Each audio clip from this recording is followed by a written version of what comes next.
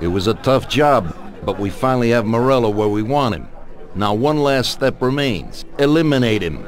In his sections of the city, there's theft, robbery, blackmail, illegal lotteries, gaming rooms, and whorehouses appearing all the time. But what's the biggest problem? Drugs? Horseshit. The problem is that we don't get a cent out of it. That'll change as soon as we get rid of Morello. His organization will collapse, and all those small-time cheats, thieves, and criminals will kill each other without anybody over there to maintain order. Today we could finally remove that bastard once and for all. Paulie has come up with a plan. That's right. What my informants tell me, we have one chance to get this guy. Morello watches his back and almost never shows himself in public. He goes everywhere in his bulletproof limo, clammed up like some seashell. But today he's coming out. He's going to theater to do some socializing with the creme de la creme of Lost Heaven. And we'll be there to show him something too. Isn't this a bit risky? It's risky, but this is our only opportunity to waste him in public and show everyone our power. We'll do it like this. Wait in front of the building until the end of the show. People will start coming out, so there'll be a lot of confusion. With Morello trying to make his way out, his guerrillas won't have much of a chance to notice us before we hit him. Make sure you don't draw any attention to yourselves, so no shooting. Pull your weapons when you see him. I hope I still recognize him. Shouldn't be hard. Morello likes to wear his white suits. Not many people wear them these days. Each of you get a Thompson or Lupara from Vincenzo. Wait out in front of the theater on Central Island until Morello comes out. Then go to it. The performance ends at 9 o'clock, so make sure you're there on time. It should work out fine, so don't come back without his head. Okay, boss, let's get to it.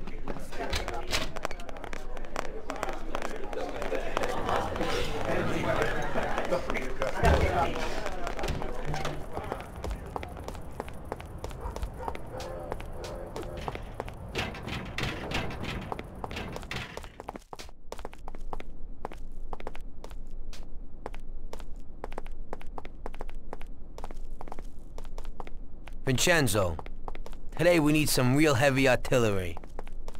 We're gonna rub out Morello. Well, I think 600 shots per minute from an old Tommy gun should do the trick.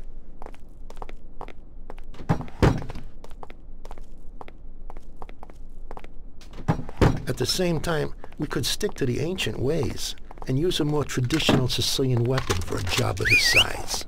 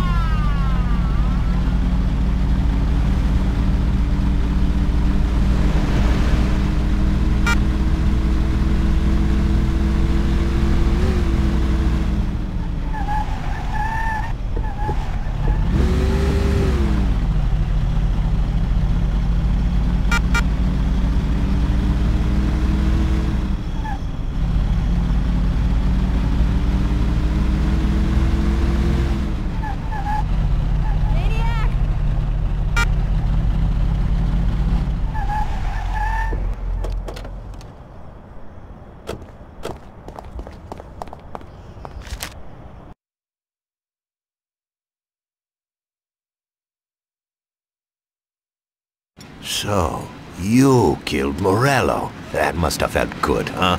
We celebrated. Salieri was thrilled, of course. We ran the whole town, practically, and there seemed to be an end to the bloodshed. For a while, I felt like a king, until I came to a realization. If a regular guy like me could kill the most powerful man in the city, what good was all his power? Hell, if he hadn't been so powerful, he'd probably still be alive. It seemed to me that no matter how strong someone was, there was always somebody stronger to take them out. So where did that intuitive thought take you? Greediness is bullshit. When you have no money, you think that a few bucks a month will be enough. Then you realize that it wouldn't be bad to have a nice car. You get a great job in some high-up position, but in actuality, you're thinking about going higher. Before you know it, you want to be the President of the United States, and you want to win the war against the Germans. Luckily, that won't happen. Plus, the whole strategy of watching other people's backs has one basic flaw. The whole time you have to watch your own back, in case someone else has the same idea. So I thought to myself that maybe I ought to change my priorities a little.